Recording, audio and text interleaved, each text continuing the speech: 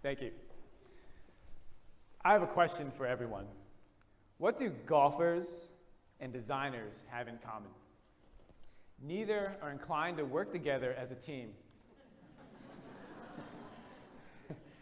Golfers train and compete as individuals, except for the occasional tournament like the Ryder's Cup. Designers believe they can design it all, except for when they're making software.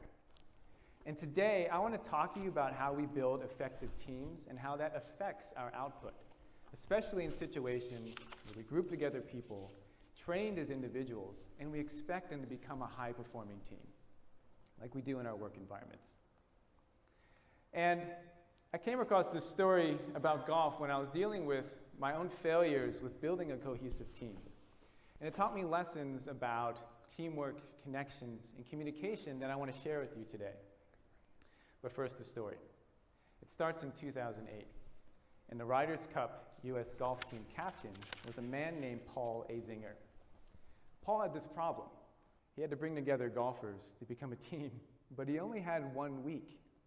And traditionally, the teams before him paired golfers by skill set, much like the way we build teams. But Paul had a different idea. He wanted to pair personalities. And he believed if they could communicate a well-placed comment, a subtle facial expression, they could propel each other across the green for the win. And he was right. They finally won that tournament. What Paul figured out, and the teams before him missed, was that the golfers understood skill set. They knew the goal, win the Ryder's Cup.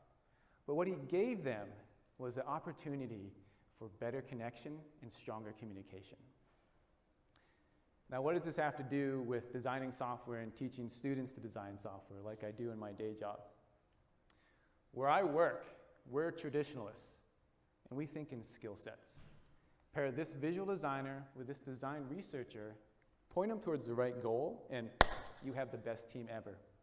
We know this is not true, yet we perpetuate this idea every day. And I brought this idea into my classroom where I teach design portfolio. And this is typically the last class students go through before they enter the job market.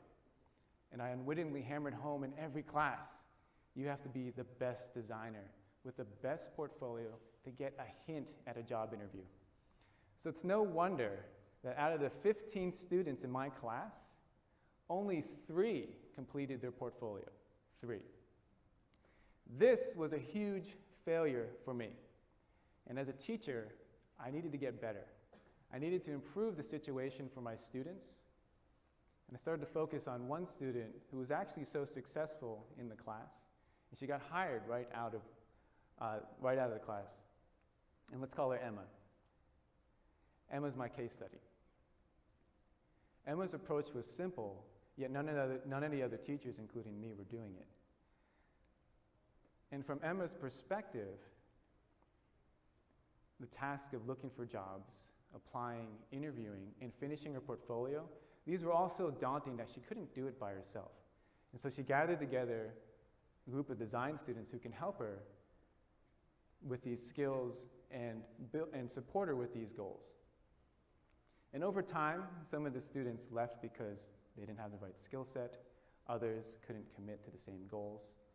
And some could not or did not want to connect in any meaningful way with the rest of the group. But what this left her with was a solid team. Right level of skills, right level of commitment, right level of connection with each other. And I went further and I asked her current team where she works, why they hired her, and they said, there's no doubt. We knew Emma was awesome and we knew she'd fit in. And I realized at that moment, Emma's ability to build a cohesive team and be effective in it set herself up for success.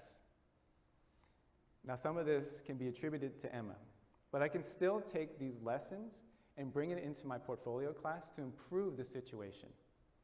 And I started requiring or getting my students to communicate with each other by requiring them to check in with every class. And this gave them permission to get up from their computers, help the person next to them, and get more comfortable with asking for help. And I learned that students understand skills. They know the goal. But we have to teach them how to communicate better. And sadly, this is where our education system falls short.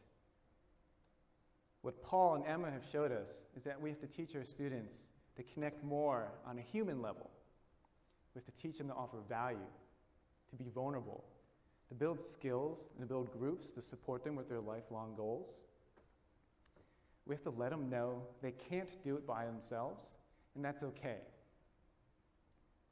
We can change how our students enter the workplace, how they affect the world around them, if we just teach them how to build cohesive teams. Thank you.